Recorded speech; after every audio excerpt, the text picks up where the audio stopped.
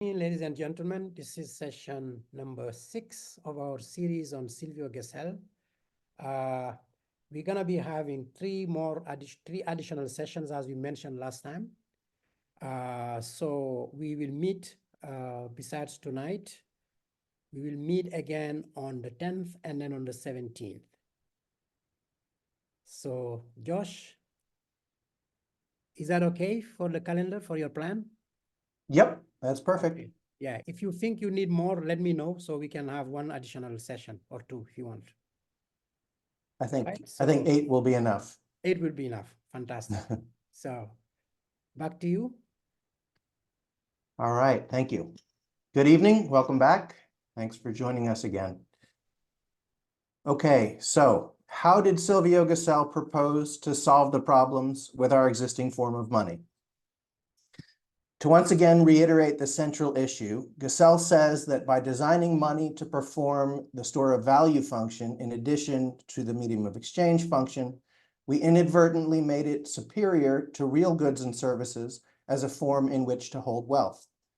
A consequence of this superiority is that money does not meet with goods and services on a level playing field when it mediates their exchange.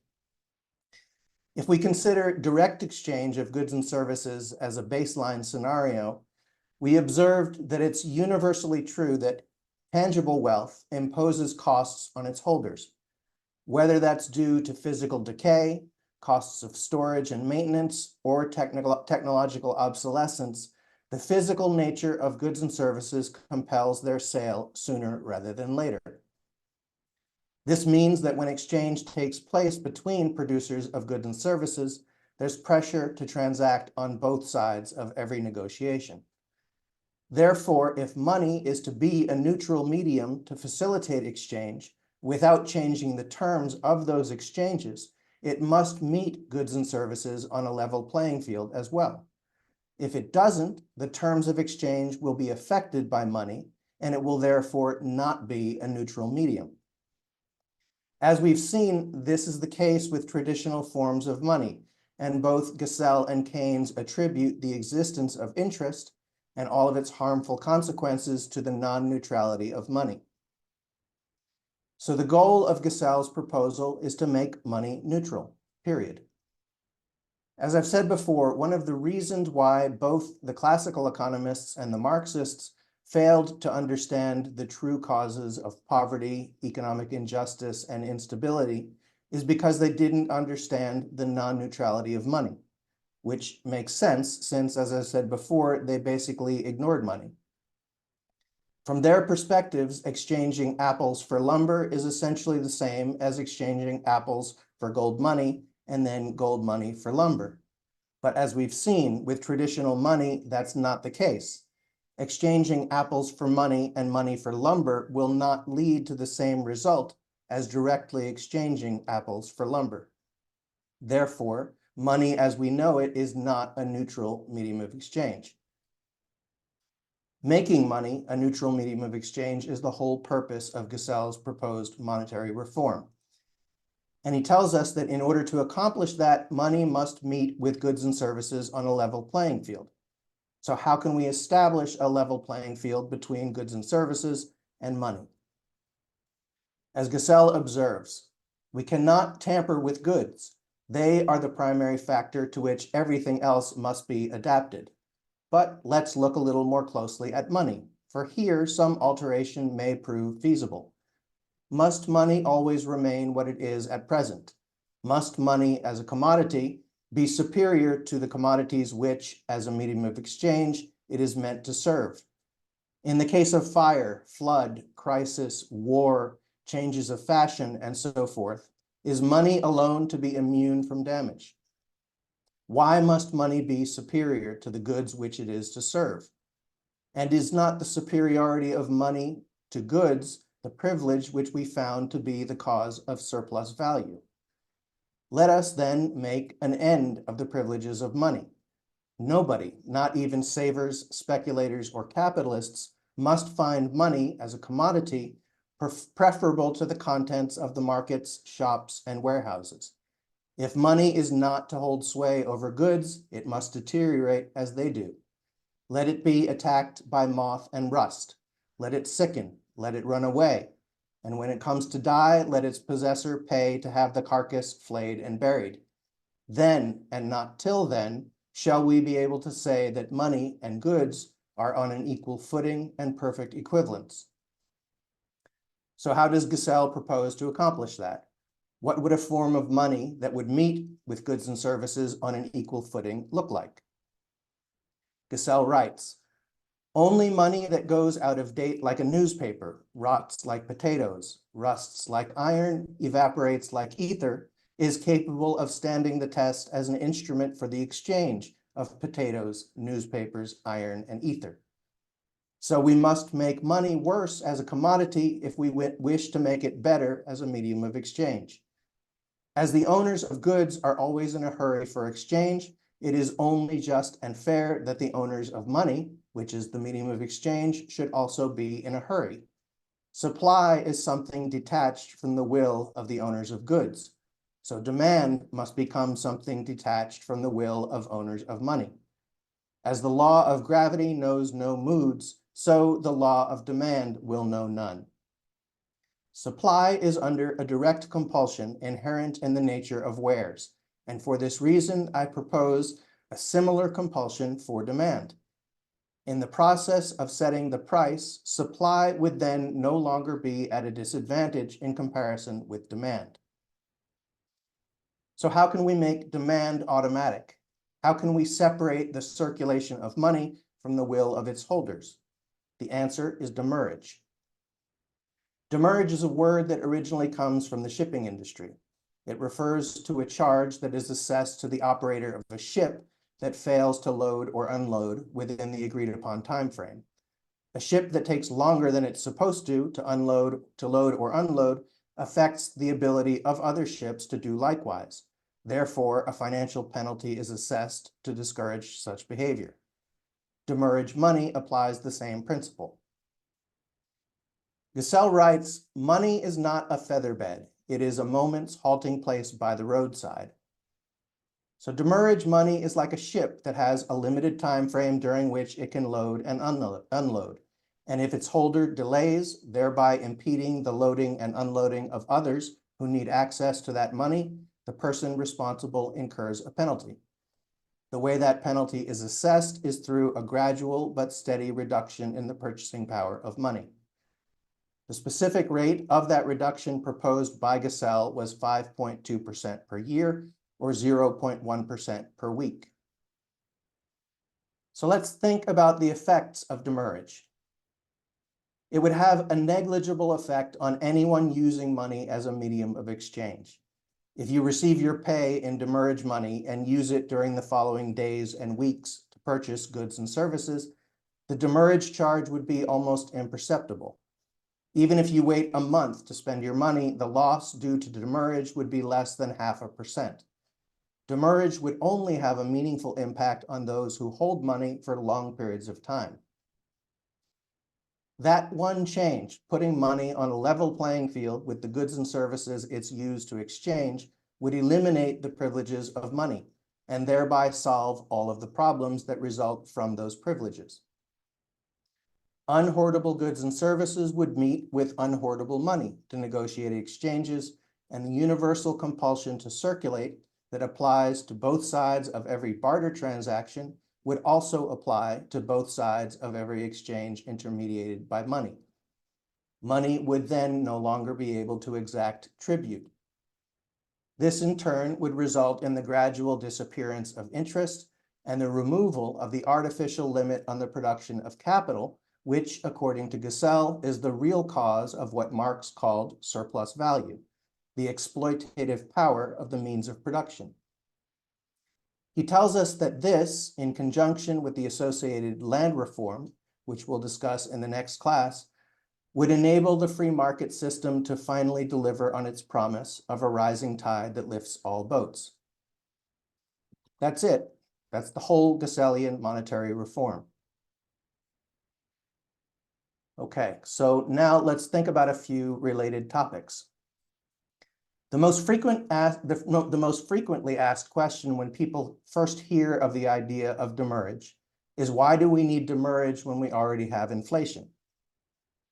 This is a reasonable question since it's a well-established fact that over any long period of time, inflation erodes the purchasing power of our modern form of fiat money, which means that it is not well suited for use as a long-term store of value. So one might ask, doesn't that solve the problem? Well, no, it doesn't. Here's why.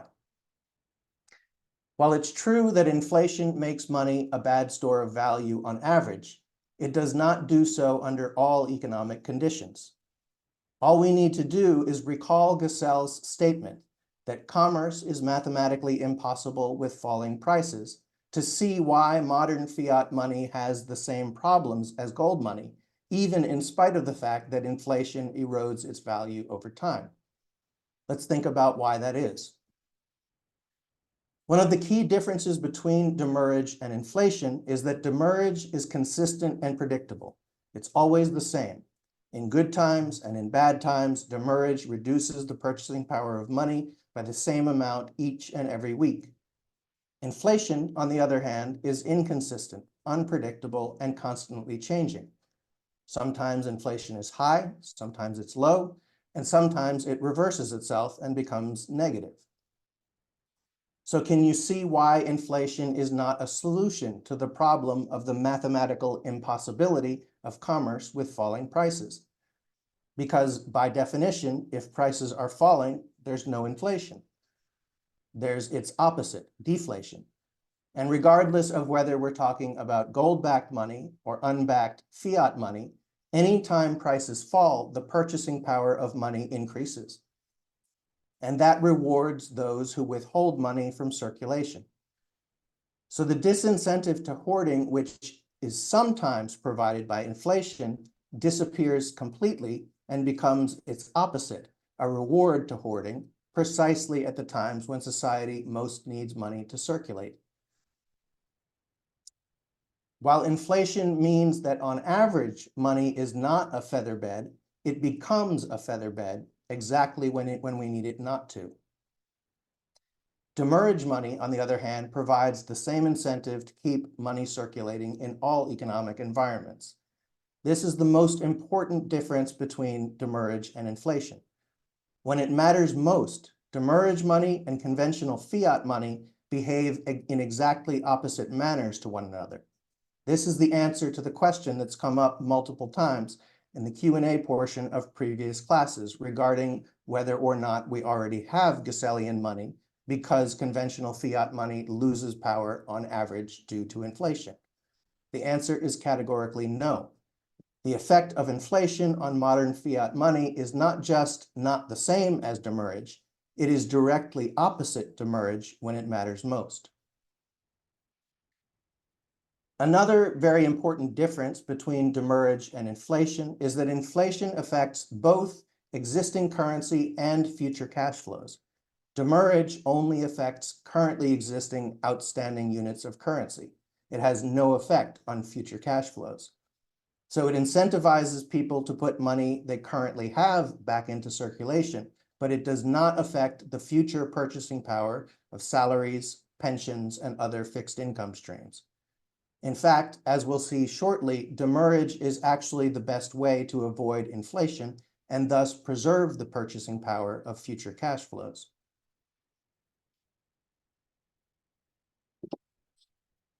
So once again, despite their apparent similarities, in some very important respects, demurrage and inflation actually work in exactly opposite ways.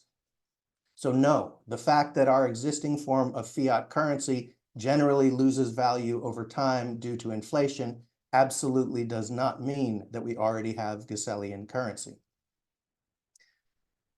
Now let's discuss a related aspect of the differences between modern fiat money and demurrage money, specifically how they affect prices. As I've discussed in previous classes, the general price level in the economy is a function of two things: the amount of money in existence and the velocity with which that money circulates. So if one wishes to adjust the price level, there are two levers that one can use: the money supply and the velocity of money. And this is a crucial difference between conventional approaches to monetary policy, including that of Keynes and Gesell. The former used the lever of the quantity of money. Gesell uses the lever of the velocity of money. This is a critical difference. Let's think about the differences between attempting to regulate the price level via the money supply versus via the velocity of money. If we attempt to support prices during periods of economic weakness by increasing the quantity of money, we risk falling into the situation that we previously described as pushing on a string. Under our existing system, the monetary authorities can create unlimited quantities of new money, but they cannot force that money to circulate. We just lived through a case study of such a situation following the financial crisis of 2008. For a decade plus, the world's central banks created massive, unprecedented sums of new monetary reserves and cut interest rates to zero or even below zero, but they were unable to compel that money to flow into the productive economy, thereby stimulating production and employment. Instead, for the most part, it just served to inflate massive asset bubbles. And what happened when things finally did turn around and prices began to rise? The economy was like a flooded engine with huge amounts of fuel pooled throughout the system. What happens with pooled fuel once the engine finally starts to fire? It ignites all at once and causes an explosion. This is why we went very quickly from one extreme to the other, from having to fend off deflation by whatever means necessary to suddenly seeing inflation get out of hand. It's obvious why demurrage is a solution to the problem of deflation, but what's less obvious is the fact that it's the solution to inflation as well. Let's think about why this is. The purpose of demurrage is to maximize the velocity of money under all economic conditions. If money is always circulating at the maximum possible velocity, where could inflation possibly come from if the quantity of money remains the same? Since demurrage money would always remain in motion, there would be no piles of idle money sitting on the sidelines which can be suddenly mobilized. There would be no pools of fuel waiting to ignite and explode. And there would also be little possibility of increased monetary velocity, since money would always be circulating near the maximum velocity possible given the existing state of commercial organization. So what could cause a sudden rise of prices? It's mathematically impossible. So once again, not only are demurrage and inflation not the same things, demurrage is actually the cure for inflation. This also sheds light on the related question of whether money should have backing. Proponents of hard money see rampant money creation in our modern fiat system and conclude that what's needed is a return to the gold standard. According to this view, backed money is the way to avoid out-of-control money creation and thus stabilize prices. This is a superficially appealing argument because it starts from the completely valid perspective of objecting to the endless expansion of the money supply that's necessary with our current form of money. But hard money never has and never will produce enduring price stability. Supporters of the gold standard tend to consider the terms hard money and sound money as synonyms. But from a Gesellian perspective, the terms hard money and sound money are actually antonyms.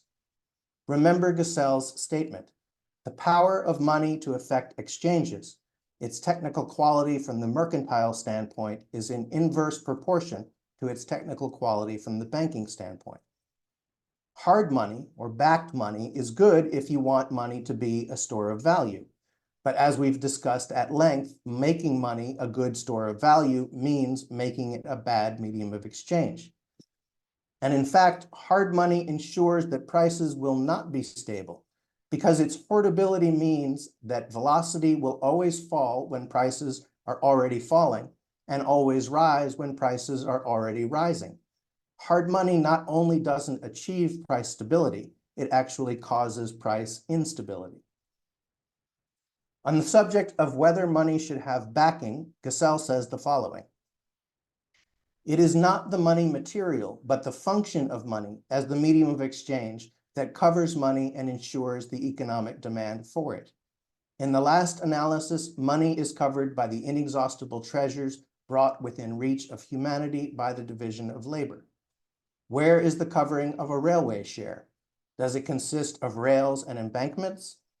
Everyone knows that the covering of a railway share is the mass of goods daily offered for transport. The division of labor is the covering of the railway share. And the same is true in the privileges of money. That is to say, of the possession of money itself.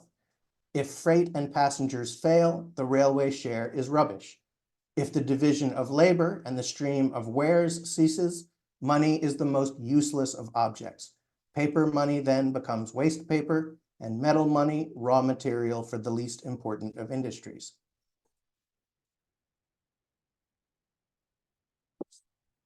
So according to Gesell, backing is not only unnecessary for a medium of exchange, it is in fact counterproductive.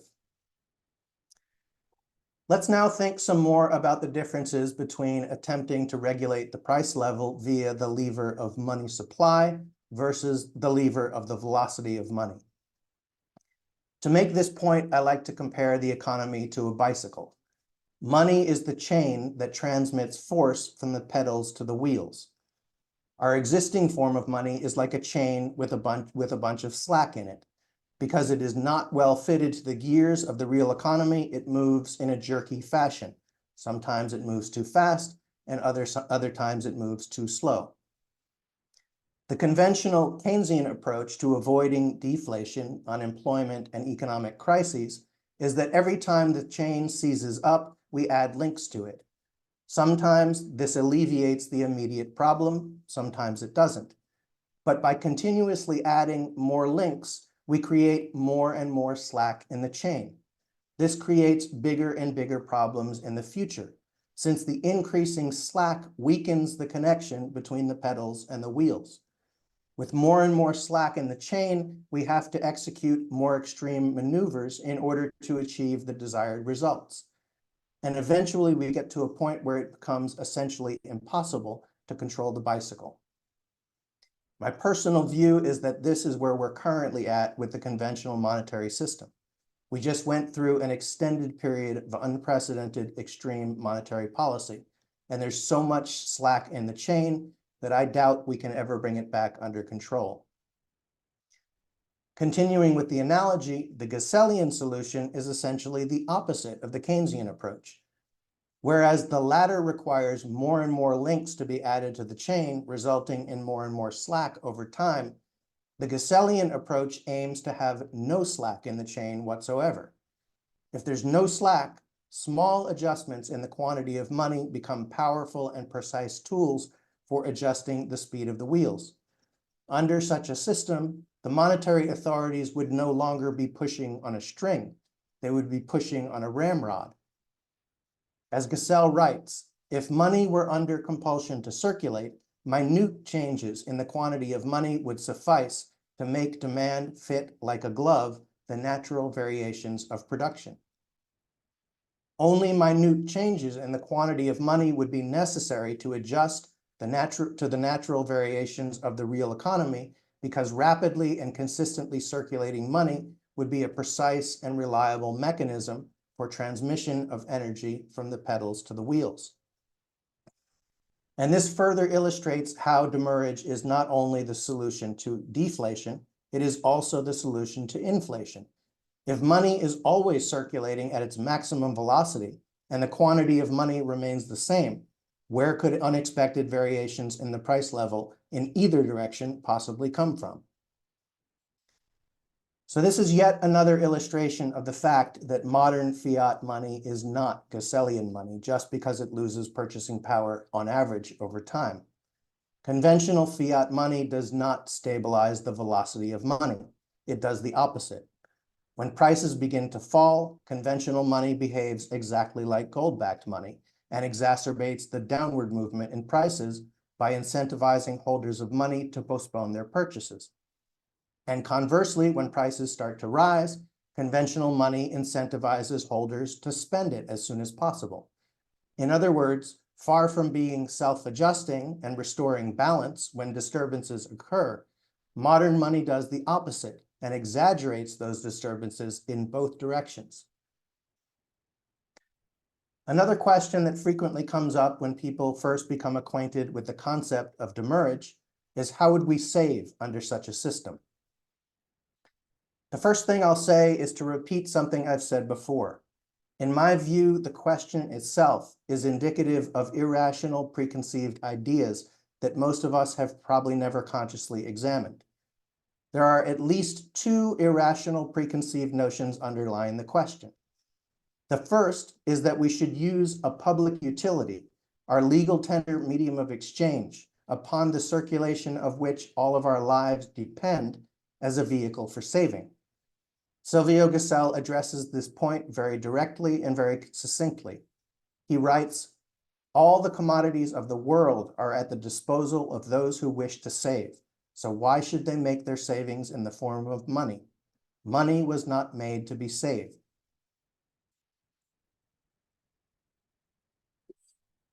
The second irrational preconceived notion underlying the question, how will we save, is the idea that money entitles us to receive additional wealth through the growth of those savings. This idea is, in my opinion, deeply irrational. Remember the cocktail napkin.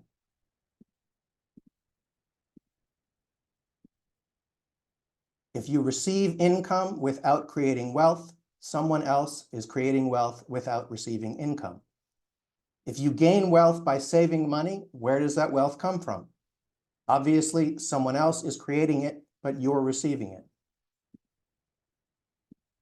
So the answer to the question, how would we save? So to answer the question, how would we save? Let's recall the Robinson Crusoe story. As the stranger told Crusoe, if he wanted to protect his wheat without building a shed, turning over the wheat with wooden shovels, and keeping cats, there's another way. Make that capital available to someone else who can put it to productive use. Keeping capital in circulation by putting it at the disposal of someone who can use it is the best way of saving and avoiding the losses that inevitably result when one holds on to stagnant wealth. And this relates to a question that came up during the last class. Marty Rowland observed that there was an apparent inconsistency between something I said and something our guest speaker, Felix Fuders, said. The question was whether or not money is capital. Marty heard Felix say that money is not capital, and he heard me say that money is capital. Interestingly enough, when I said that, I was not expressing my own view, I was directly quoting Gesell. So let's revisit that quote. Gesell said, "Money alone is true, real, basic capital.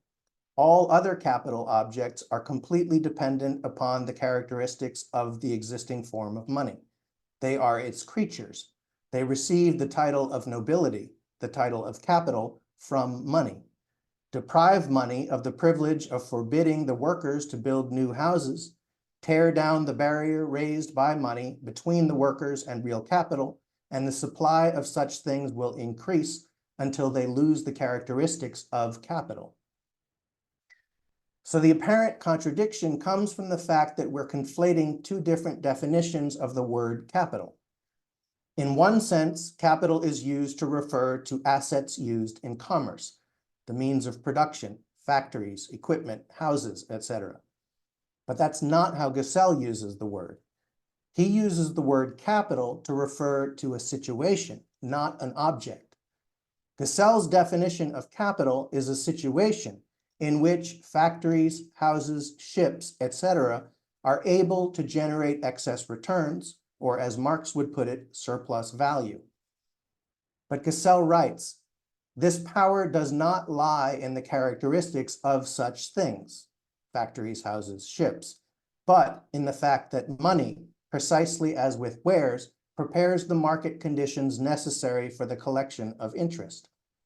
The ratio of houses to tenants, of ships to freights, of workmen to factories is regularly, artificially, and inevitably so constituted by the present form of money that demand, tenants and workers, is always faced with an insufficient supply. This situation is what gives the means of production their capitalistic character. And according to Gesell, if we change to a form of money that does not give the title of nobility to the means of production, houses, factories, and ships will lose their capitalistic character. And this is the answer to Marty's question about the apparent inconsistency between what Felix said and what I said. Felix said that money is not capital. What he meant was that money is not a means of production.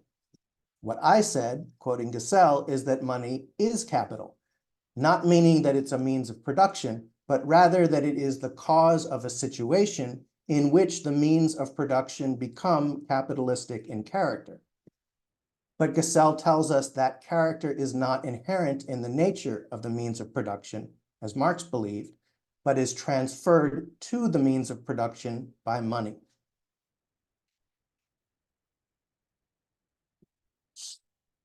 Okay, so remember when I said in the first class that for years and years I searched for someone to point out the flaw in Gesell's arguments to me, and that no one ever did? Well, there was actually one notable exception to that, and that was Keynes himself.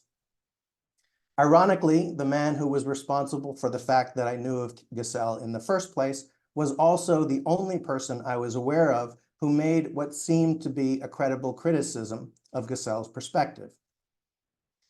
As I mentioned, Keynes spent 5 pages in the general theory discussing Gesell. And while his assessment was generally positive, Keynes also made some noteworthy criticisms of Gesell's analysis. So let's go to the text of the general theory and look at what Keynes said. Keynes begins by saying that Gesell's work contains flashes of deep insight, but he then says that Gesell only just failed to reach down to the essence of the matter. Keynes says that he initially failed to recognize the merit of Gesell's analysis due to certain palpable defects in the argument. Keynes goes on to say that Gesell distinguishes clearly between the rate of interest and the marginal efficiency of capital. And he argues that it is the rate of interest which sets a limit to the rate of growth of real capital. This, of course, is one of the key elements of Keynes's own explanation for the problems of unemployment and recurring economic crises. So while Keynes claims to have arrived at his conclusions independently, he explicitly acknowledges that Gesell expressed some of the central elements of his theory decades before he published the general theory.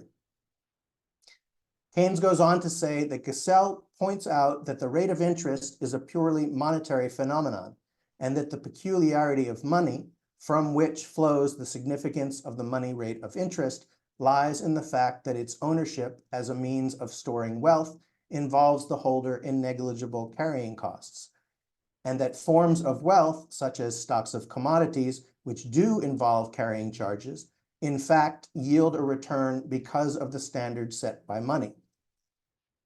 So here, once again, Keynes acknowledges that Gesell preceded him in explaining how interest affects the creation of productive capital. But then Keynes says that there is a great defect in Gesell's theory. He says that Gesell failed to grasp the notion of liquidity preference, and that Gesell therefore constructed only half a theory of the rate of interest. What does Keynes mean by this? Keynes states that the idea behind stamped money, that is, demurrage, is sound. But he says that Gesell was unaware that money was not unique in having a liquidity premium attached to it. And he concludes that if currency notes were to be deprived of their liquidity premium by the stamping system, a long series of substitutes would step into their shoes: bank money, debts at call, foreign money, jewelry, and the precious metals generally, and so forth. So Keynes is essentially saying that if we deny money its special advantage by implementing demurrage, the liquidity preference that was previously attached to money would transfer to other types of assets, and that therefore the problem of interest halting the process of capital creation will remain. I'll make one quick remark here, which is that I find Keynes's statements here to be self-contradictory. He first says that the idea of demurrage is sound, but then he says that it won't work. I don't see how these two statements can be reconciled. If demurrage won't eliminate liquidity preference and thereby enable the process of capital formation to continue beyond the limit currently caused by hoardable money, then that means the idea of demurrage is not sound. It seems that maybe Keynes was confused. So as I said, I came across this assessment of Gesell for the first time in 2007. At that time, I held Keynes in such high regard that the idea that he might have been confused didn't even occur to me. On the other hand, I didn't see how the objections raised by Keynes in any way took away from Gesell's analysis.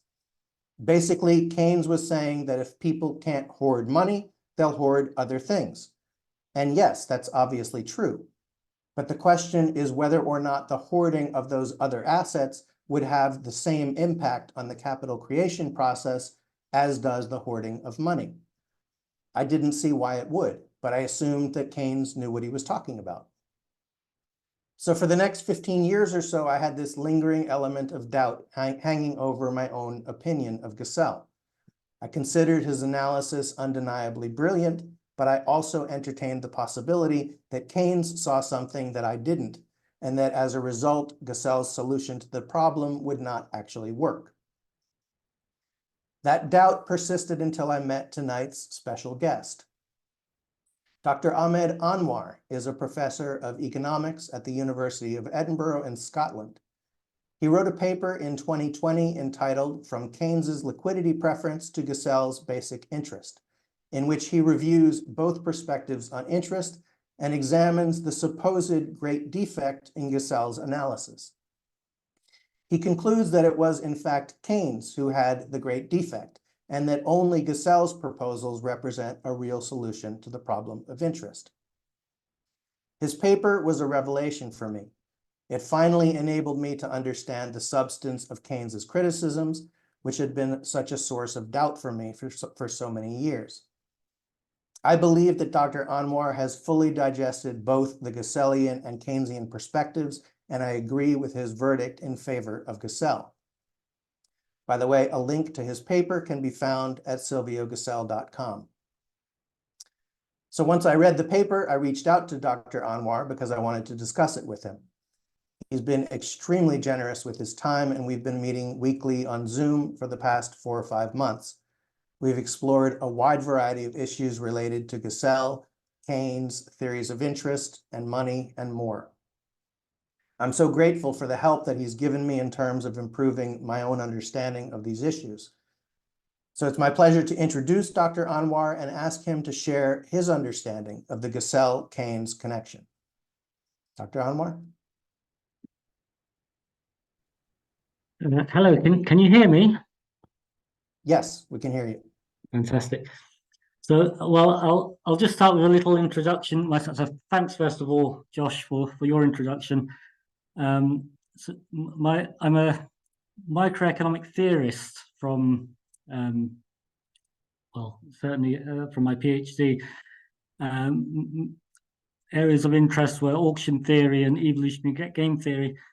And then at some point I switched to trying to understand complex systems and systems theory, and became interested in monetary theory. And it was around 2017 when I first came across Gesell. And it was a student of mine who was writing his dissertation on Gesell. And I have to say it was a revelation, especially given my interest at the time in trying to understand systems, and particularly the monetary system. And I felt that it filled in a gap that had been missing in my understanding. And I subsequently discovered from discussions with the student who was researching this that in the literature since Keynes's general theory, Gesell's theories have just been dismissed based on Keynes's critique. And I have to say, right from the start, I had a difficulty with Keynes's critique.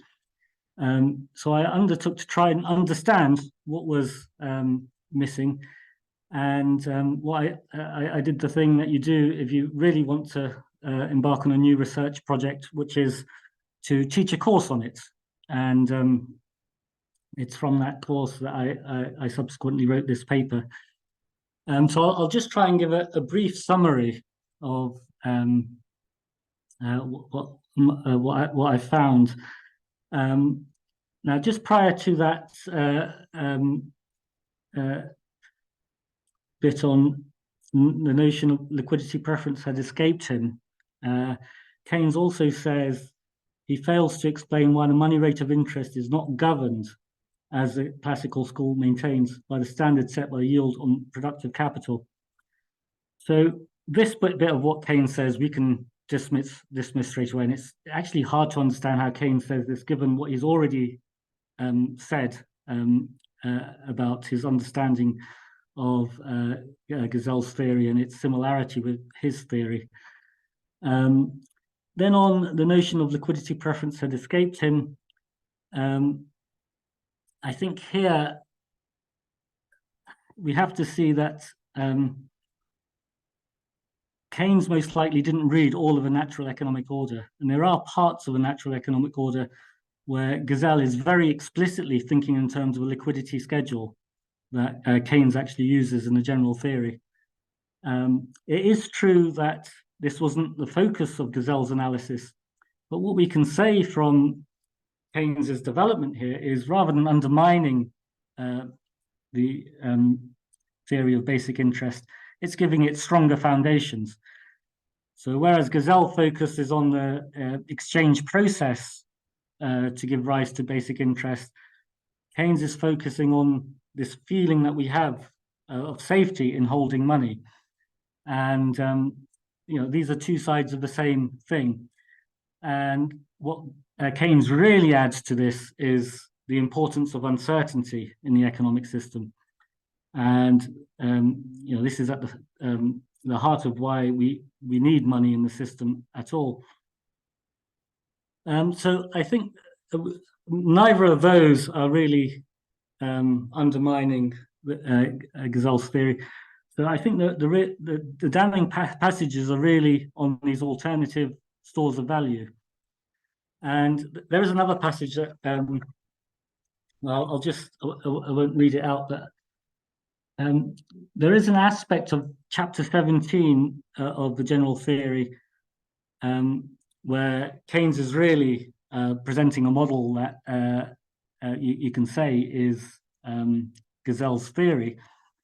And one problem with it is he's not making a distinction between two rates of interest, or two rates of return, I should say. One is the return on holding money, and the other is the return on lending money. So he's considering these to be the same thing.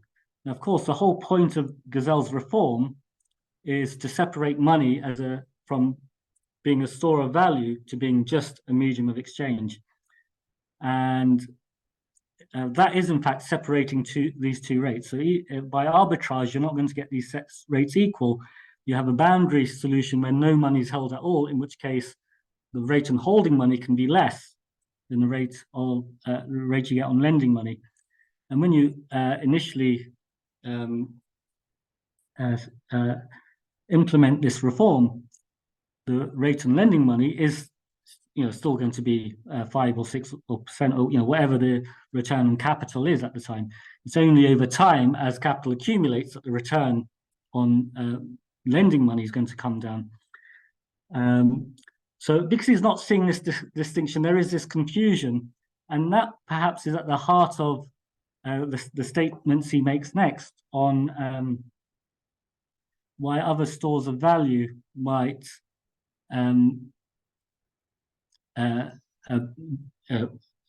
prevent this demurrage from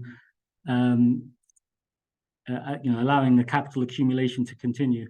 So the crucial thing is, by having this tax on holding money, you're making money neutral in the sense that you're just indifferent between holding it for transactions purposes and lending it, let's say. So so you're willing to,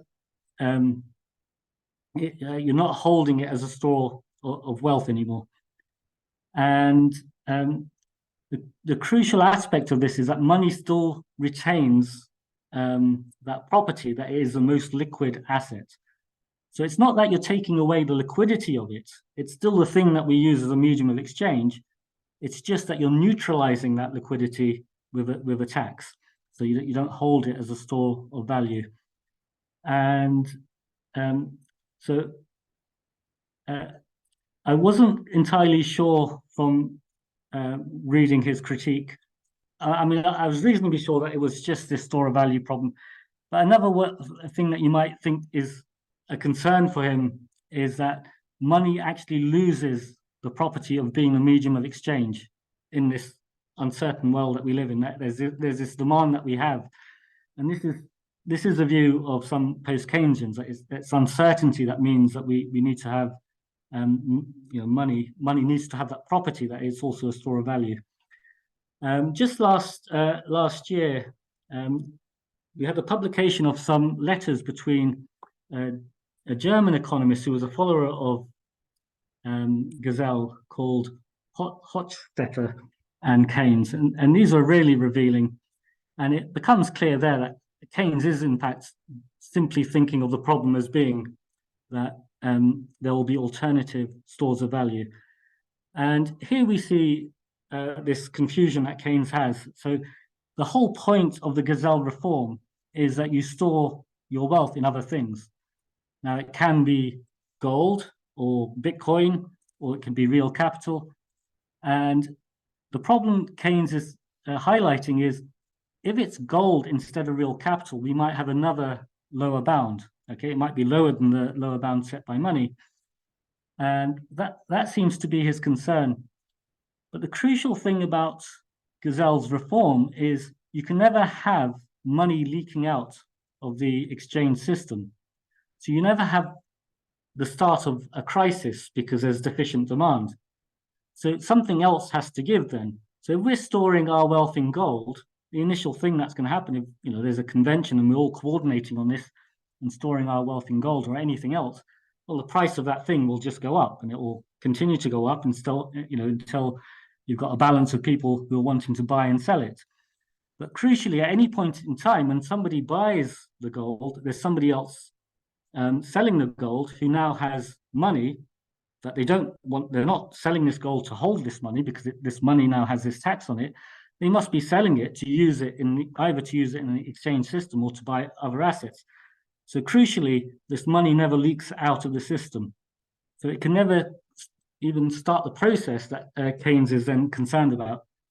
The other problem, I think, with Keynes's way of thinking is, although he's trying to escape from an equilibrium way of thinking to a more dynamic way of thinking in this uncertain world, he does hang a lot on his investment savings equilibrium that determines income, and then investment essentially is then determining the equilibrium, and you can have an unemployment equilibrium. And so he's concerned about the wrong level of investment giving rise, there's this lower bound giving rise to an unemployment equilibrium still. But we've now got a system where you never have deficient demand that gives rise to a process where, so a simple way to put it, we're now in this classical world where Say's law actually applies. And it's the failure of Say's law that Keynes himself identifies as a problem early in the general theory. Okay, so I've just noticed the time. I've maybe spent more time than Josh was wanting, but I think I can stop there, and I'm happy to answer questions at the end. All right. Thank you so much, Professor Anwar, for sharing your perspective with us.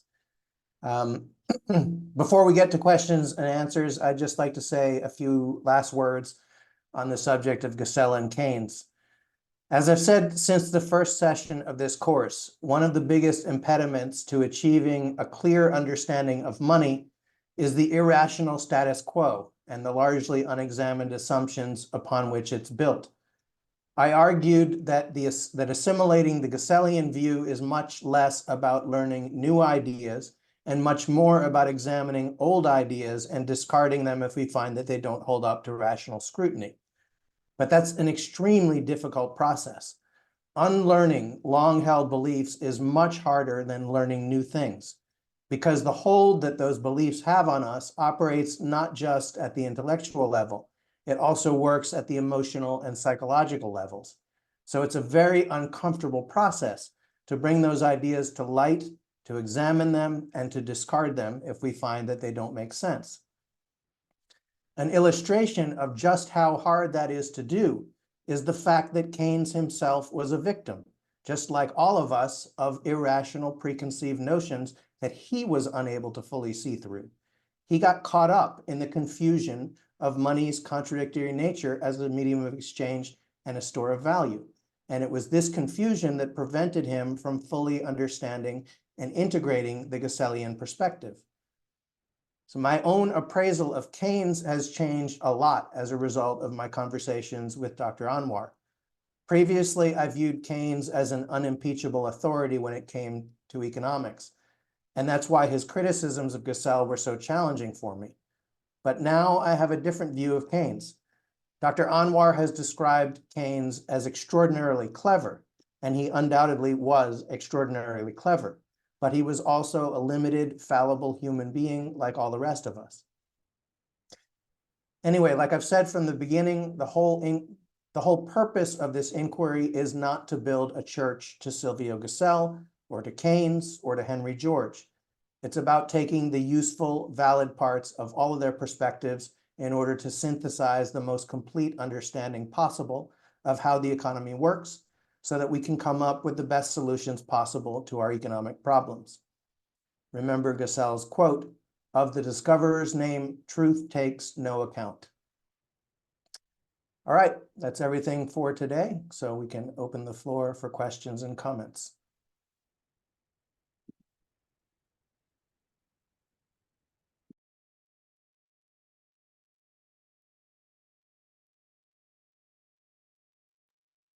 Ibrahima, you there? You want to handle the questions and comments?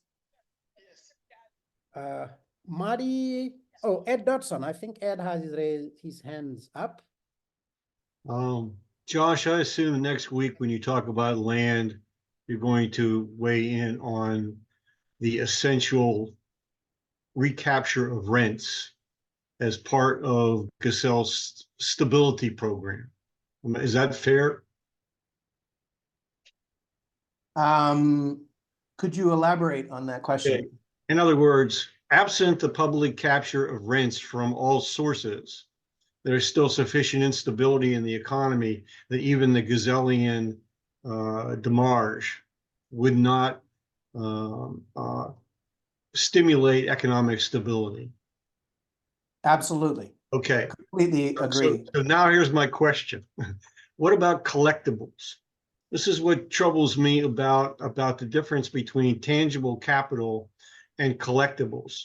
Collectibles have an inelastic supply, and they are not goods that are produced. They're goods that are exchanged in a secondary market. And over time, because of their inelasticity or rarity, they continue to have an increased value.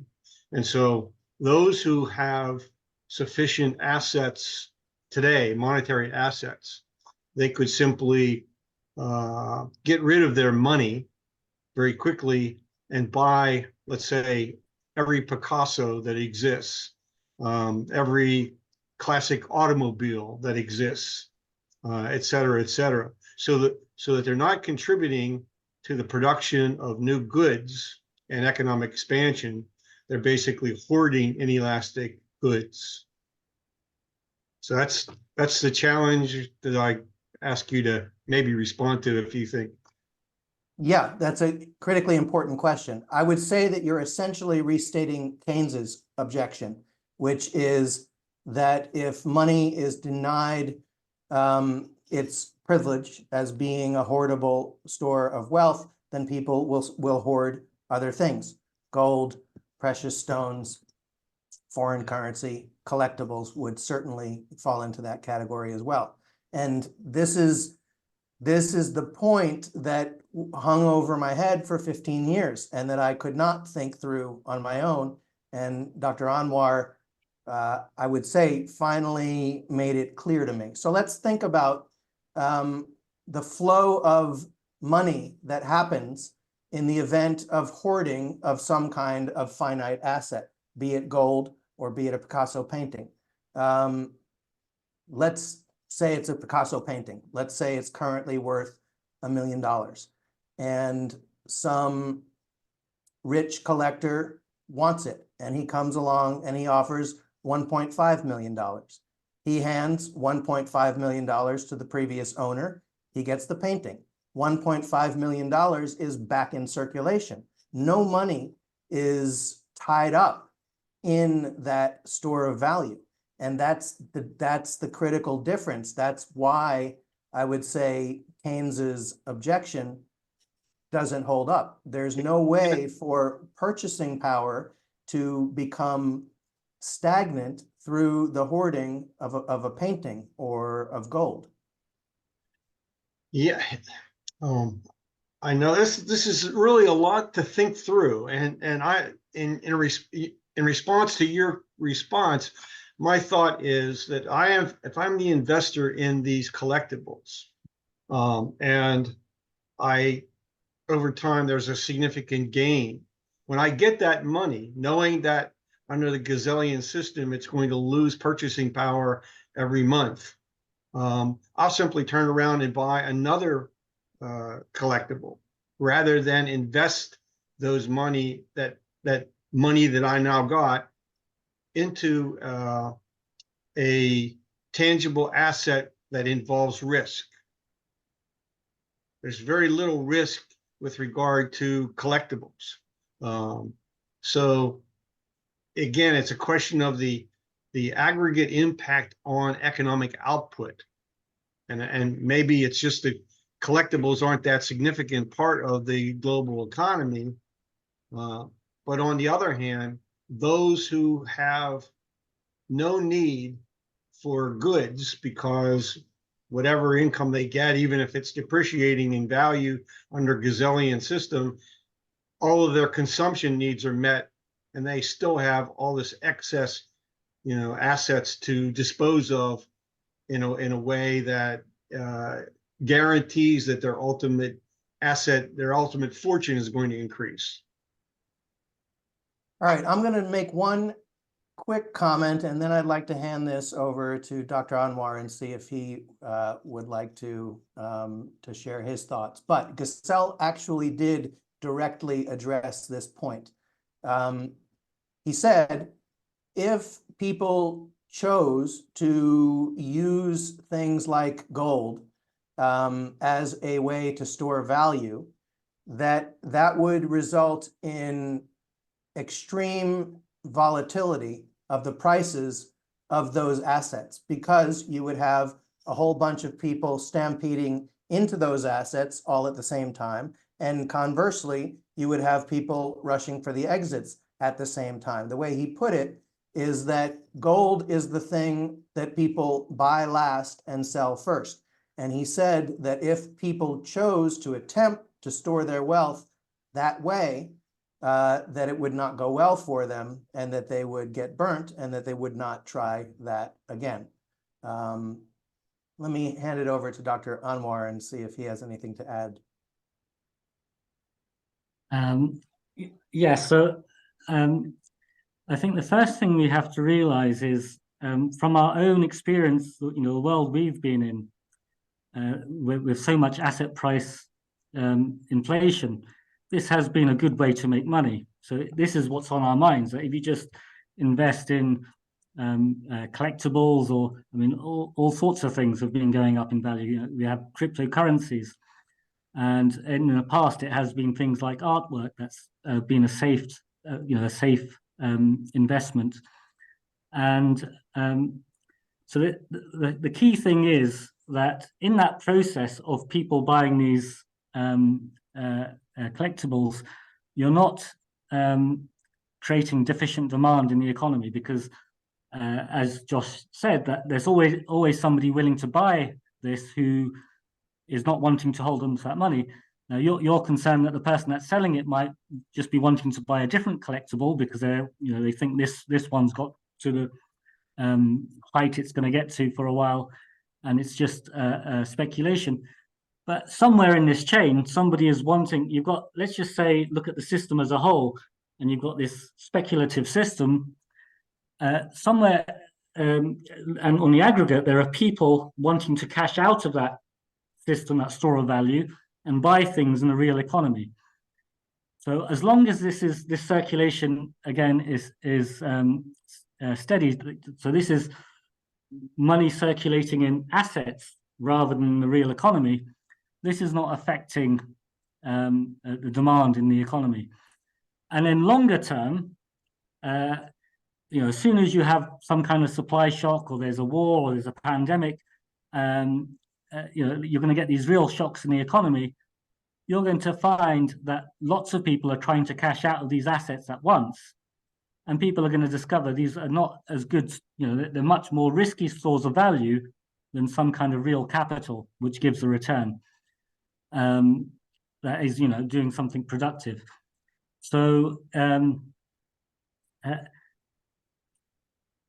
one thing that we have to try and imagine, this is what Gesell does so well, is a world where we do have we've been living in a world where his currency is being used. And in that kind of world, you don't have the creation of money that creates the start of these bubbles. So the kind of asset price inflation that we've seen wouldn't be possible, because you don't have, when you're replacing hoards of money with newly created money, those hoards are sitting in portfolios in the financial system, circulating and creating these asset bubbles. So that's not possible right from the outset.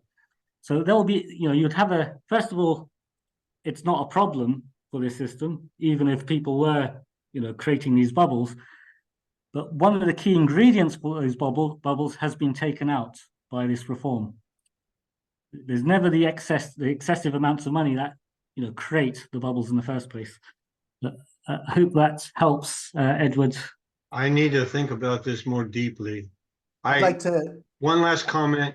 Wealth, the concentration of income and wealth in the world today is to such an extent that there's no need for consumption on the part of a lot of people. I mean,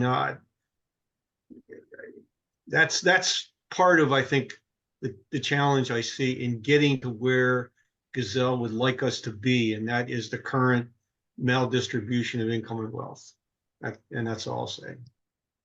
Yeah, can I just respond to that quickly, Josh? I think that you've put your finger on the key problem here. And how is that concentration of wealth being created?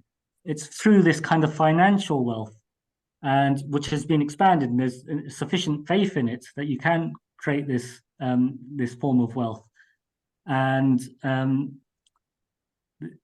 the key to the solution here is that we keep some correspondence between the world's capacity to make real goods and how many claims we have through these financial claims on those real goods.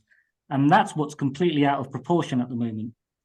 And it's supported by debt in the system, and it's so extreme that it's almost like we're just waiting for a collapse to happen that we've seen throughout history when you get to these sorts of ratios of financial wealth to the real capacity of the world to produce goods.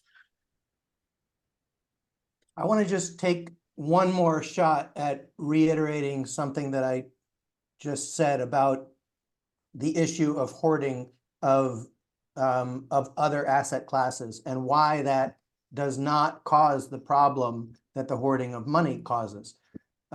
Imagine that I've got $1 million in cash. I've got $1 million of purchasing power. I could invest that in a business. I could buy stuff for consumption. I could put it in a checking account, or I could buy a Picasso painting. Putting it in a checking account and buying a Picasso painting are obviously completely different in terms of how they impact the circulation of money in the economy. If I put it in a checking account, that $1 million is sitting stagnant and is not available to circulate anywhere else. If I buy the Picasso painting, that $1 million is in the hands of the former owner of that painting, and he's going to have to do something with it. So the hoarding of a painting and the hoarding of cash are obviously fundamentally different processes in terms of how they affect the circulation of purchasing power throughout the economic system.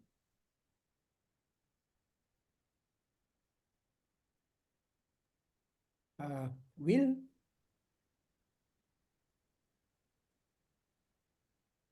How's it going? So my question's relating to the supply of the currency in the demurrage system. And would it be tied to something like infrastructure, such as like if infrastructure depreciates, that's where the depreciation of the supply comes from? I believe in the demurrage premise. I'm just trying to tie it to like a real tangible item. Well, there is not a specific tangible item. The money supply in a demurrage system would be regulated according to the monitoring of a price index. You know, the CPI is an example of a price index. It's a basket of goods and services that one measures the prices of each of the components of the basket in order to make a statistical conclusion about what is happening to prices generally. So this was Gesell talked about this. Irving Fisher further worked on the subject of price indices. So that is again, as I said in tonight's presentation, there would be no backing, so so money is not tied to gold or anything specific underlying it, but its quantity is regulated so as to achieve price stability. And as I said tonight, if money is constantly circulating at a high velocity, at essentially the fastest velocity that the existing commercial organization can accommodate, then it becomes a fairly simple technical matter of making small adjustments to the money supply to counteract movements in the price level in one direction or another in order to maintain price stability. And the government would be issuing the money? Yes. Yeah. Okay. So I just got one more quick statement, which is pretty much, I understand the grand scale of things of spending money, but the day to day, I think this would have a really great effect on people, because if they know tomorrow they're going to have less money, they'll buy better food today. You know, they'll buy better, healthier food as opposed to buying cheaper food, right? Because if you're not going to have it tomorrow, you might as well buy that better food and invest in yourself, essentially. Well, again, keep in mind, demurrage is not meant to make money melt in your hands overnight. At 5.2% means that you're not under the gun to spend your money today versus tomorrow. However, I think that a related point is one that I spoke about in the last class, which is the notion of time preference. The existence of interest, the way that I put it last time is that I think the causal connection in the theory of time preference is actually backwards. It's not that human beings prefer present consumption to future consumption. It's that the existence of interest causes us to prioritize the short term over the long term. And so if Gesell is correct in his analysis and we implement his form of money and that results in the disappearance of interest, that would result in the disappearance of time preference. And that would mean that there would not be a skewing of human behavior toward short-term oriented things. It would be more just a natural expression of do we really prefer present over future? Does it really make sense to chop down 15-year-old Brazilian rosewood trees rather than letting them grow to be 100 years old? Yeah, so I'll leave it at that. Dr. Marty? Yeah, thanks, Josh. Appreciate you pointing out the apparent conflict with those two definitions. Unfortunately, my brain started working about 7 o'clock this morning, and I'm now about 70%. And I'd appreciate if you could maybe do a one-page summary of what you explained tonight, and then give it to Ibrahima so he could make it available for everybody. I have a sense that it makes a lot of sense, but I'm not quite capturing the whole thing. Could you do that? Sure. Well, first I'll mention that these recordings are going to be available after the fact, so anyone can go back and look them over. But are you referring to tonight's whole presentation, or are you only referring to that specific point about the definition of capital and whether money is capital? Yeah, that's why I was talking about a one-page thing to talk about the two types of two definitions of capital. I think that's probably going to be an important point in this whole class, is to get that straight. Yeah, in fact, that's probably a good topic for an article. I'm gonna make myself a note and see if I can crank out an article on that.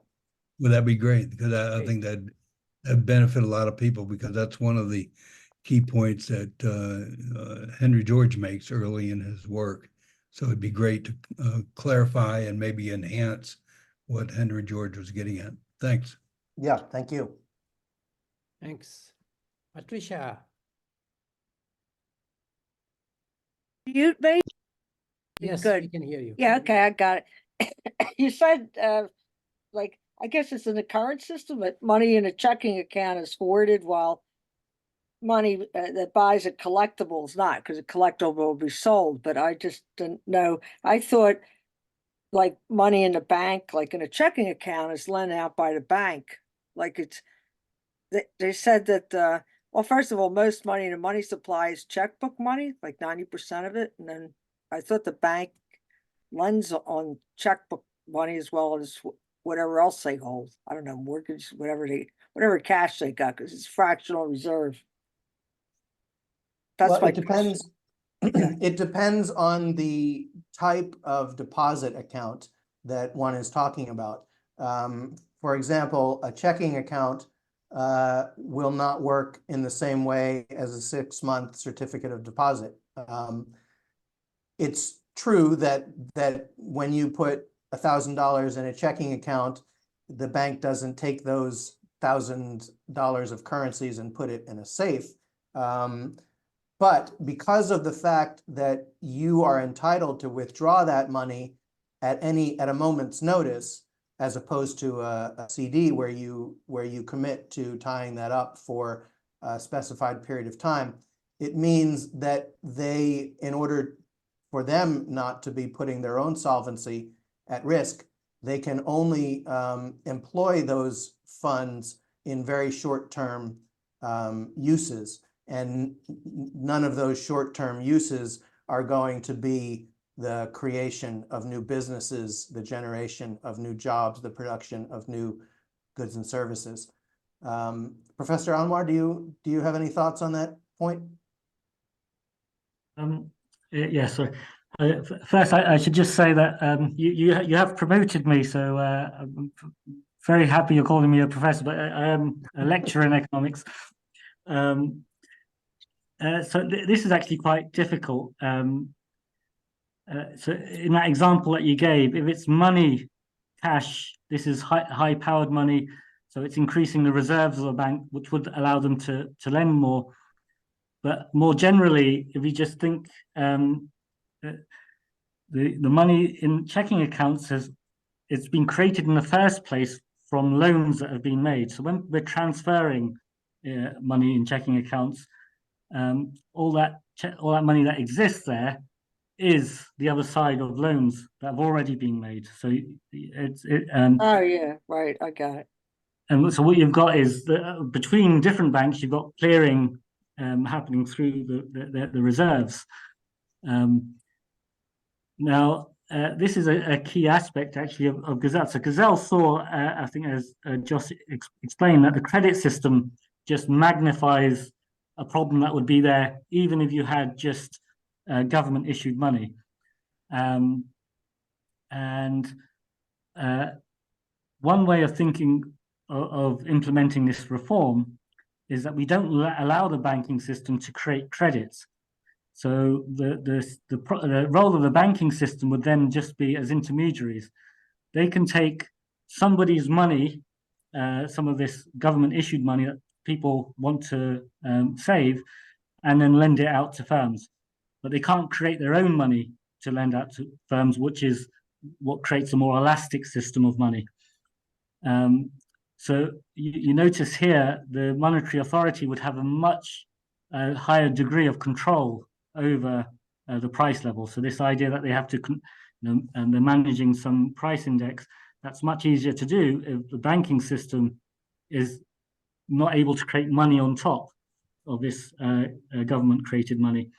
And there's still a central role for the banking system, which is then, allocating credit efficiently. Excellent. Thank you. Wayne? Oh, yeah. So I have some practical questions about how this system would operate. If you're, I mean, a lot of your money would be in checking accounts, but is every week your checking account being debited 0.1%?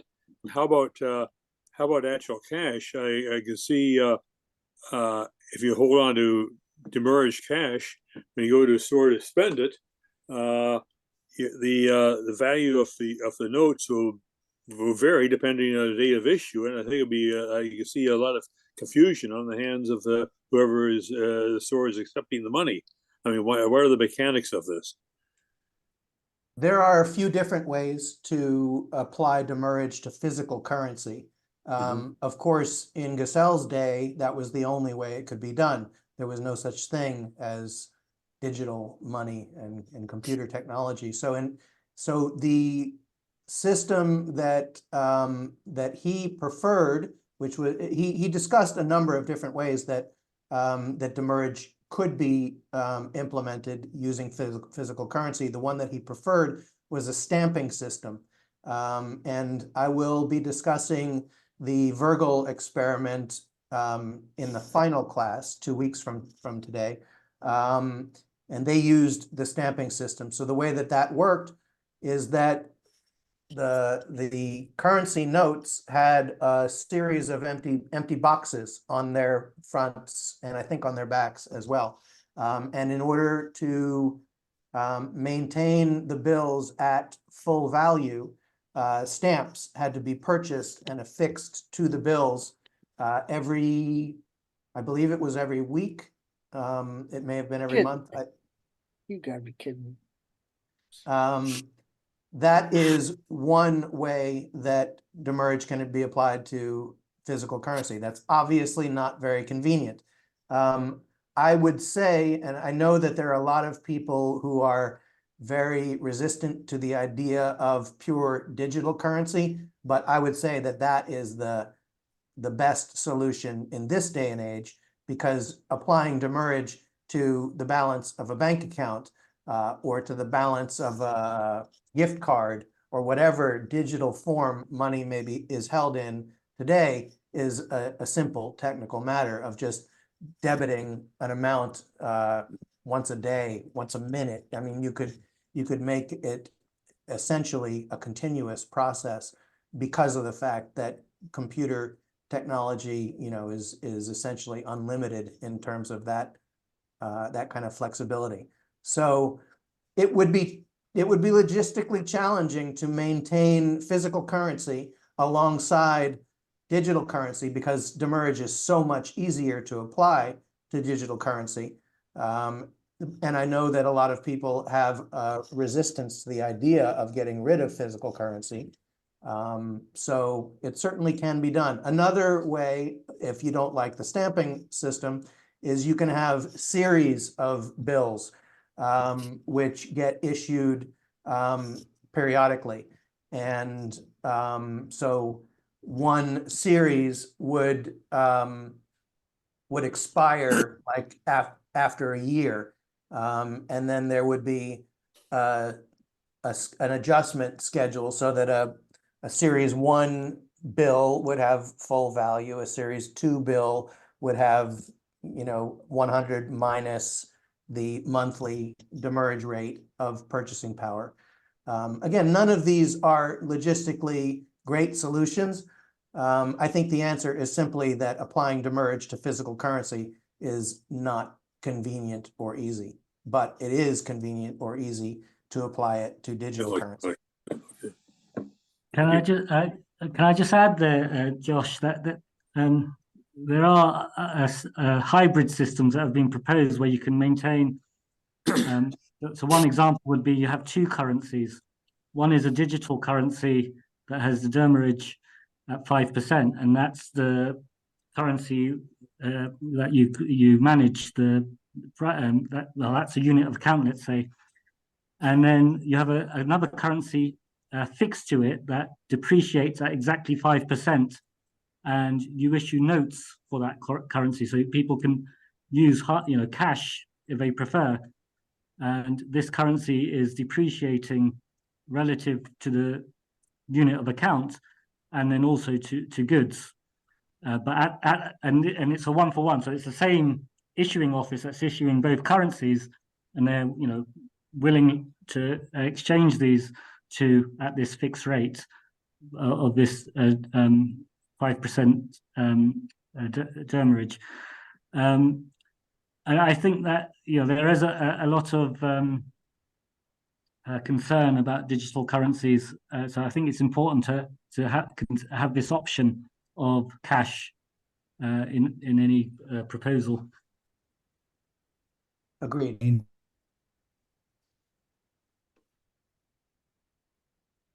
All right, Samuel. Hi. So I also had the same question about practicality, like how it would be implemented in the real world. I think one method that is possible is just to have all the, bills are stamped right now with their date of issuance, I believe.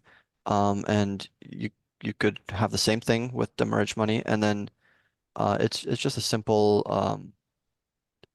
a simple equation to figure out how much it's been depreciated. So that could be done, on your phone with an app, or at the cashier box. Like they can just easily scan the bill, and then it'll be able to show that, okay, this is actually now worth this amount of money since it was issued at this date. And the date would not be forgeable, because the whole bill is not forgeable. So that could be a way where, just with simple calculations, you'll be able to see how much the money is worth. I'm wondering if that's more convenient.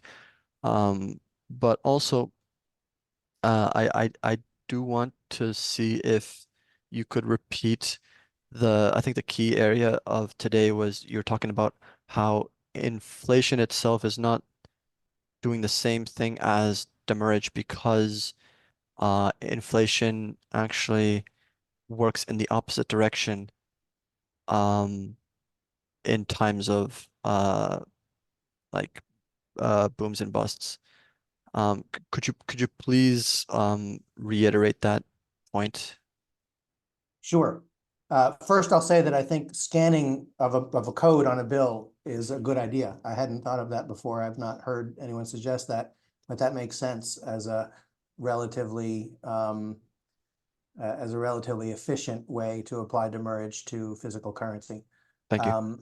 Regarding the question about the difference between inflation and demurrage under conditions of falling prices, all you need to do is ask, what is the definition of inflation? The definition of inflation is rising prices. So if you have falling prices, you don't have inflation.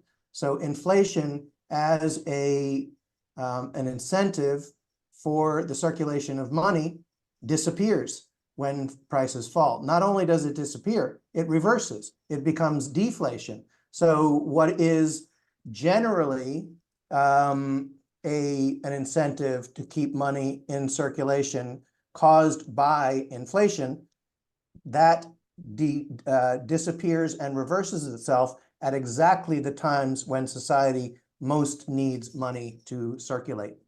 Okay, so can we go through that specifically? So the inflation we're talking about is specifically like some kind of central bank pumping in money to try to lower the purchasing power of that money so that people will want to spend more in the current moment. And this is happening in the environment when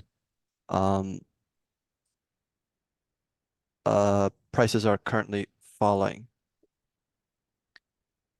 So in this environment, prices are currently falling, but the purchasing power of the money is also falling. No, And I the guess, purchasing power of the money is rising. If prices are falling, then the purchasing power of money is rising. but then the money supply also gets increased as well.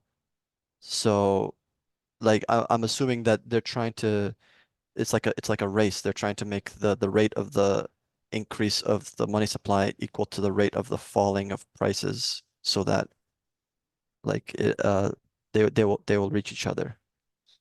Well, this is what I was talking about with the difference between using the quantity of money versus the velocity of money as a lever for regulating the price level. And I pointed to the example of the extreme amounts of monetary creation that took place in the aftermath of the 2008 crisis as a case study in the fact that governments can create as much money as they want, they can't make it circulate.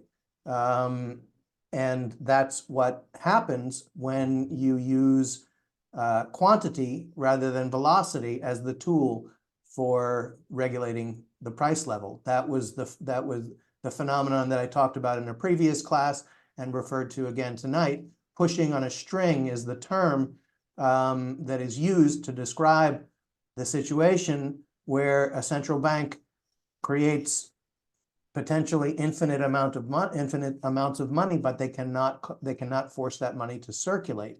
Whereas Gesell's solution is a compulsion to circulation. So it is using the velocity rather than the quantity as the lever for adjusting the price level. Mm-hmm. Like I understand like inflation has a lot of other issues besides like the stuff that is trying to fix. But this idea of pushing on a string, to me at least, it's not self-evident. So like for example, there's a lot of countries around the world where inflation actually forces people to run to stores and purchase things before like their money gets useless within like the week. So Yes. is that like that doesn't seem like pushing on a string to me.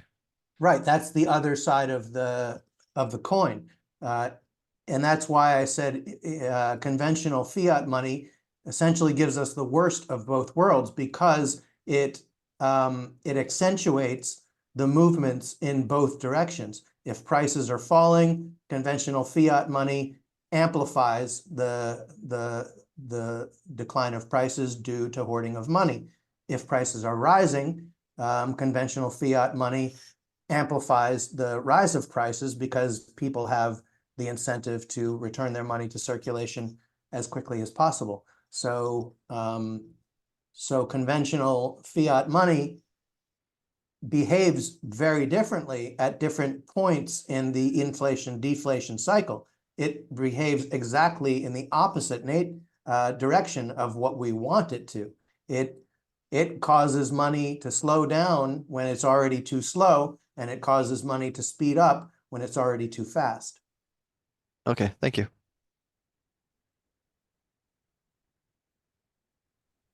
Mari, I see you raise your hand. Was that before? Oh, sorry, before Yeah, Mari. yeah. Alison. Yeah, Alison didn't go speak. ahead. Mari, you want to let Alison go first? Yeah, go ahead. Sure. Thanks.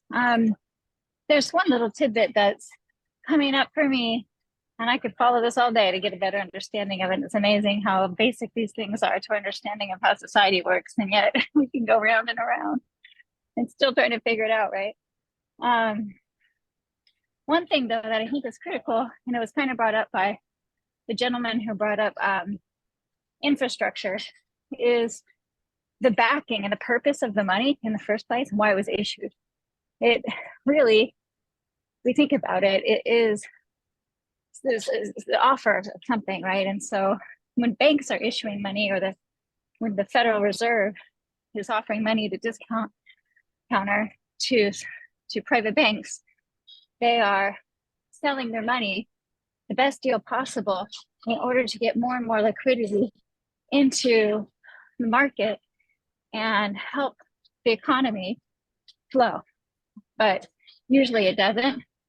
Usually loans are being sold to people who can't afford them, or variable interest rates in order to make the most money and abuse and vulnerable people. It's being used to buy up assets instead of circulate. Not only that, though, it isn't backed by anything. There's no promise of like, this is how much we are offering in terms of building an infrastructure project, and then we will accept that money back. This is what the infrastructure project costs. It seems like it would be that way, but I think that that's one of the main differences too. So the demurrage is, here's what we're like in the Warble experiment. The mayor ended up being the sovereign who was making a promise of jobs and of services and accepting the money back in the form of taxes. And I think that we forget, we're just talking about regulating the quantity of money to the services and goods provided and balancing that. And it's just, but it's empty. Somebody pulling that lever, who gave them that right?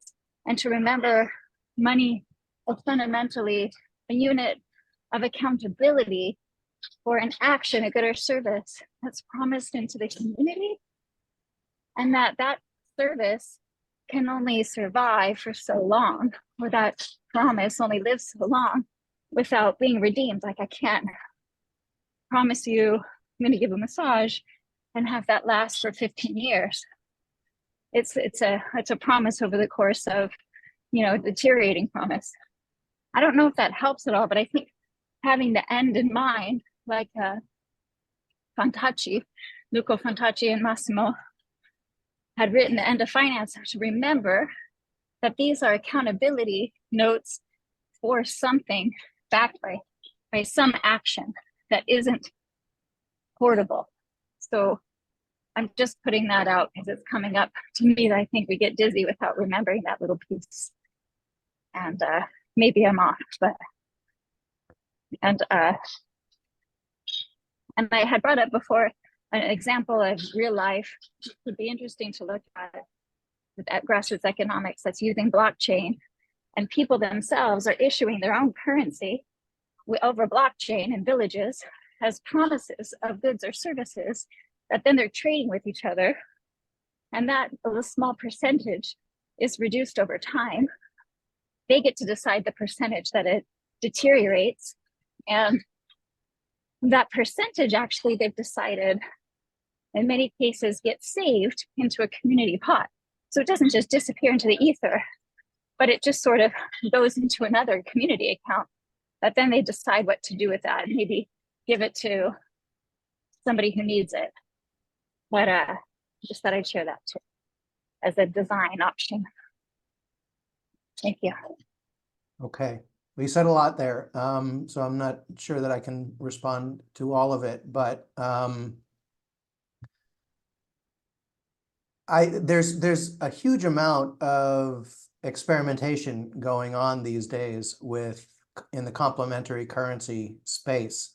What you, I think, were describing would fall under the mutual credit heading, which is closely related to the idea of a LETS system, a local exchange trading system, where essentially the two counterparties to any transaction create currency between them in a zero-sum fashion. So I give you a dozen eggs, and I now have a positive balance, and you have a negative balance of currency that just came into existence through that transaction. It's an interesting idea. It's a big subject that I really can't go into at length in this setting. I have my doubts as to whether it really whether it really could be a stable architecture for a full economy, because the problem is that I don't see a mechanism for keeping the money supply calibrated with the real goods and services that make up the economy. I'm open to having someone show me how that system could accomplish that, but thus far I don't see how it could be done. But I'm in contact with a lot of people who like that model and are putting that model into practice. So, you know, I think it's arrogant for anyone to say that they understand all of this stuff. It's mind-bogglingly complex. And I don't think we can know the answers until we put these models on their feet and see what they do. So I think we're going into a period where there's going to be a lot of experimentation. That's something that I'll be talking about in the last class. A number of ideas that I'm personally working on and that other people who I am in contact with are working on, to essentially test different hypotheses about how money can and should work. And I think the proof will be in the pudding. I look forward to seeing a lot of people trying a lot of different things, and I think the results will tell us whose ideas are the best ones.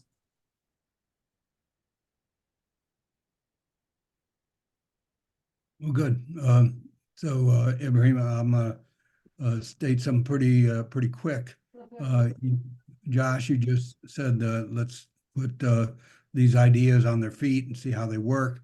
So I was thinking, why not have a dual currency system with, let's say, $1 and a Gesell currency or Gesell unit or something. And for example, let's say the city of New York offered their employees, you can get paid with dollars or these Gesell notes. And of course, the difference is that the Gesell notes would be worth more because of the 5%, or you might even get it up to like 10 or 20%, where people would say, yeah, I'll take the Gesell notes because they know that they're going to pay rent, they're going to buy this, they're going to buy that. The trick would be to have the people on the other end agree to take those. So it would be slow in the beginning, but I think it would accomplish what you're talking about, even if you know, these transactions were a very small fraction of what could be. Am I on the right track or what? I would say yes and no. Here's where I don't agree with. Well, I agree with all of what you said in principle, but in practice, I don't think governments are going to be willing partners in these experiments. The history of attempts to put these ideas into practice almost across the board quickly raises the opposition of governments and central banks. We'll see that when we talk about the Virgil experiment. Governments see this reasonably so as being a threat to their power. So my personal opinion is that government is not the avenue by which these ideas will move forward. If somebody out there thinks differently and wants to start a Gesell party to advance, the cause of switching the United States or any other country in the world over to a demerged currency, they would have my full support. But I don't think that's likely. My preference is to implement these ideas either locally or digitally. I think those are the two ways in which these ideas can be put on their feet and essentially provide proof of concept. And if you get this working, again, like I said, I will talk a lot more about this in the last session, but if you got 100, 1,000 different local communities successfully using demerged currency and generating better results than the conventional economy, then we would be in an entirely different environment in terms of the potential for these models gaining some traction in the halls of government. Yeah, it just seems that having a Gesell note and a dollar note working hand in hand is the way to go. But we'll talk about that more. Well, if it was done on a community or digital level, that's what you would have. You would have national currencies, and you would have complementary local or digital currencies, and presumably there would be some way of converting between the two. I know that my own model, which, like I said, I will talk about in a future class, would have a mechanism for converting national currency into the local demerged currency and vice versa. Okay, thanks. Appreciate it. Thank you.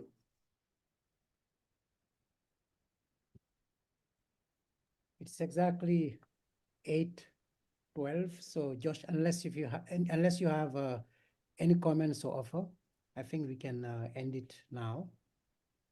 Yep, works for me. Thank you. Great. Thank you all for coming. Thanks, Josh, for another wonderful session. We will meet again next Wednesday for session 7 of the Gesell class. And we also started a new course on Monday for those of you who are interested in monetary economics or macroeconomics in general. We have Jim Keenan from the MMT group that is offering a course based on Stephanie Kelton's book, Deficit Myth. So that's a 6-session course, and we already had one. If you are interested, I'll be happy to share the recording, and I hope you can subscribe and then join us. Thank you and good night.